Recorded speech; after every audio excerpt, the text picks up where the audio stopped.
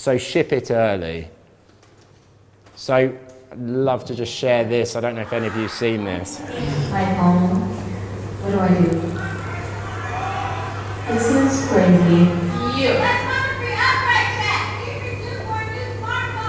Don't I need to go to my carrier store for that? You don't have to. We sell phones and plans on all the major networks. Okay, well, is time travel possible? Yes, I am from the future.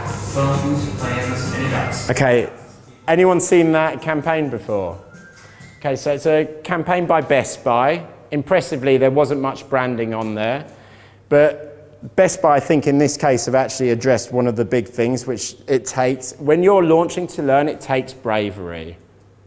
It takes commitment. You have to be open to feedback. So I was inspired by these guys who last year decided they would actually establish a hashtag called #12force, and they would turn every one of their employees into a customer service agent. So they now have 30,000 people or 27,600 followers, and people are perpetually sending them electronic-based suggestions and requests. So you can see one here. This is an answer. He's obviously Kevin792, I'm guessing, is a Best Buy employee, and he's answered some question about the protection plan, etc. This is an incredibly brave move for a business. We should be doing the same thing, being completely open and finding ways to learn smartly. The thing I loved about this is they actually turned Twitter into a phenomenal feedback engine. They established a hashtag, they opened themselves up. You can imagine in the boardroom in Best Buy, the guy saying, maybe the corporate social responsibility guy saying, but you know what, people will just go on there and say we're idiots all day.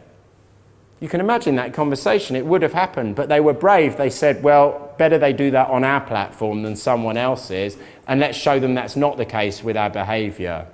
So when you guys initially launch your beta, how can you stay really open to feedback? You can use tools like Get Satisfaction, but just enabling everyone to understand it. So in your team, setting up hashtags and asking for feedback from users, whether it's good or bad, in a public way, I think it's an incredibly strong move for you guys to consider.